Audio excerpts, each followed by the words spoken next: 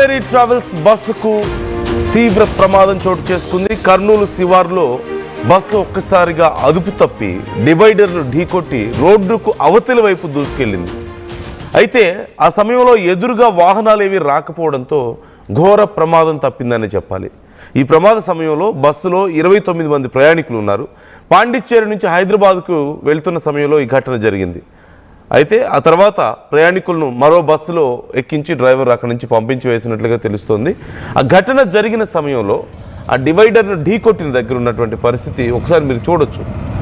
ఒక్కసారిగా చాలా వేగంగా వెళ్తున్న బస్సు డివైడర్ను ఢీకొట్టి దాని మీదగా రోడ్డు అవతలి వైపుకు వెళ్ళి రోడ్డు అవతలి వైపు కూడా ఆల్మోస్ట్ రోడ్డుని క్రాస్ చేసిన తర్వాత ఆగినట్లుగా తెలుస్తుంది. అదృష్టవశాత్తు ఆ సమయంలో అవతలి వైపు ఎలాంటి వాహనాలు ఎవరు మనుషులు లేకపోవడంతో పెను ప్రమాదం తప్పిందనే చెప్పాలి.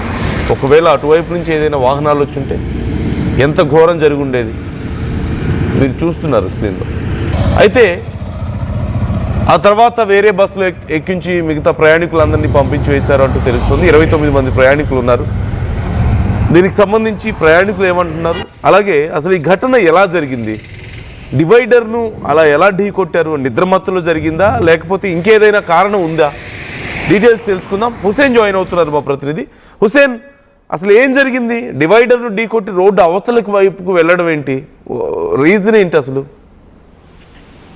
నందు, కావేరీ ట్రావెల్ బస్సుకు పెను ప్రమాదం తప్పింది. ప్రధానంగా కర్నూలు శివార్లో ఉన్నటువంటి టిట్కో హౌస్ సమీపంలో రాగానే ఒక లెఫ్ట్ సైడ్ హైదరాబాద్ పాండిచేరి నుంచి హైదరాబాద్ వెళ్తున్నటువంటి బస్, ప్రైవేట్ ట్రావెల్ బస్ ఏదైతే ఉందో ఒకసారిగా నిద్రమత్తులో ఉన్నటువంటి డ్రైవరు డివైడర్ ఢీ కొట్టాడు. అయితే డివైడర్ ఢీ కొట్టిన తర్వాత బస్సు అటుగా వెళ్ళింది. అయితే అదృష్టవశాత్తు అటు సైడ్ నుంచి ఎలాంటి వాహనాలు రాకపోవడంతో పెను ప్రమాదం తప్పిందని చెప్పొచ్చు. ఎందుకంటే మనం చూసాం గత వారంలోనే ఆళ్లగడ్డ దగ్గర ఉన్నటువంటి సిరివెల్ల మెట్ట వద్ద రోడ్డు ప్రమాదం చోటు చేసుకోవడానికి ప్రధాన కారణము టైరు పేలడంతో పాటు డివైడర్ ఢీ కొట్టి ఆపోజిట్ రోడ్లోకి వెళ్లడంతో భారీ కంటైనర్ ఢీ కొట్టి ఆ ప్రమాదంలో ముగ్గురు మృత్యువాత పడ్డటువంటి ఘటన కూడా మనం చూసాం. అయితే అలాంటి ఘటనే ఇక్కడ సీన్ రిపీట్ అయ్యేటువంటి సిచ్యువేషన్ లో అదృష్టవశాత్తు ఎదురుగా మరో వాహనం రాకపోవడంతో ప్రమాదం తప్పింది. అయితే ఈ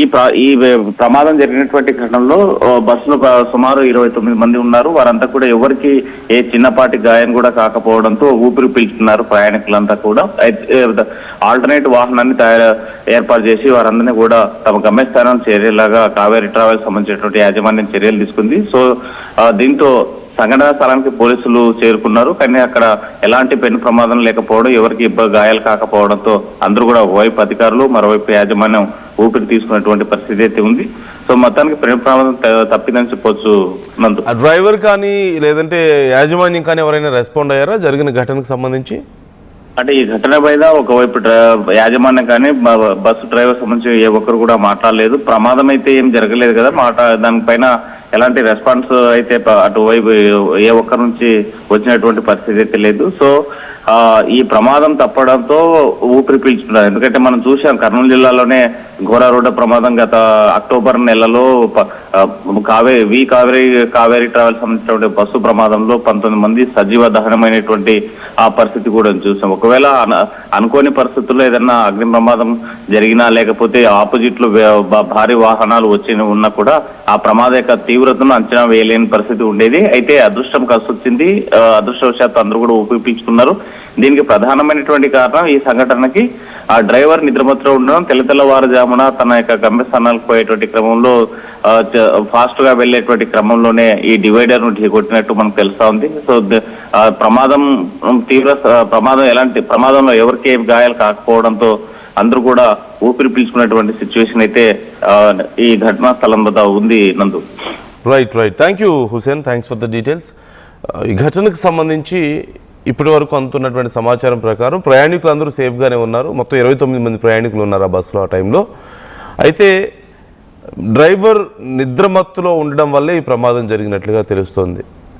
29 మంది ప్రయాణికుల్ని బస్సులో ఉంచుకొని అలా నిద్రమత్తులో ఎలా జోగుతున్నారు? అనుకోకుండా కొన్నిసార్లు ఘటనలు జరుగుతూ ఉంటాయి, కానీ అత్యంత జాగ్రత్తగా ఉండాల్సినటువంటి బాధ్యత కదా డ్రైవర్ది. నిద్ర మత్తు అనేది ఏదో ఒక సమయంలో నిద్ర వస్తుంది కదా, లాంగ్ జర్నీస్ చేసేటప్పుడు నిద్ర వస్తుంది, కానీ గ్రాంటెడ్గా తీసుకునే అవకాశం లేదు. ఎందుకంటే ఆ కొద్దిపాటి నిర్లక్ష్యం కానీ ఆ 2 సెకండ్ల నిద్ర 29 మంది ప్రాణాలు పోవడానికి కారణం అయ్యేది ఖచ్చితంగా. అటువైపు నుంచి ఏ వెహికల్ రాలేదు కాబట్టి ఇప్పుడు ఏం ప్రమాదం జరగలేదు కదా అని చెప్తున్నారు. బట్ ఒకవేళ వచ్చుంటే, లేదు ఈ వెహికల్కే ఇంకేదైనా కొంచెం పెద్ద ప్రమాదం జరుగుంటే అప్పుడు కూడా అలాగే చెప్తారా, ఏదో కొద్దిసేపు నిద్రపోయానులే సరదా కానీ. సో ఇలాంటి విషయాల్లో గ్రాంటెడ్గా తీసుకోవడానికి లేదు. ఖచ్చితంగా అత్యంత జాగ్రత్తగా ఉండాల్సినటువంటి బాధ్యత ఉంది డ్రైవర్ మీద అయినా సరే. ఒకవేళ పక్కన మరొక వ్యక్తి ఉంటారు, సెకండ్ డ్రైవర్ ఉంటారు సపోర్ట్గా, జూనియర్ డ్రైవర్స్ ఎవరో ఒకరు, అతనితో అయినా కొద్దిసేపు డ్రైవ్ చేయించి ఉండాల్సింది కనీసం, అంతగా నిద్ర వస్తే. ఈ ప్రైవేట్ ట్రావెల్స్ బస్సుల్లో వరుసగా జరుగుతున్నటువంటి ప్రమాదాలు చాలామంది ప్రయాణికులు ప్రైవేట్ ట్రావెల్స్ని ప్రిఫర్ చేయాలంటే భయపడే పరిస్థితి తీసుకొస్తున్నాయి. మనం వరుసగా కర్నూలులోనే గతంలో జరిగినటువంటి ఘటన, ఎంత పెద్ద భయంకరమైనటువంటి ప్రమాదం జరిగిందో చూసాం. ఆ తర్వాత గుంటూరులో జరిగినటువంటి ఘటన చూసాం.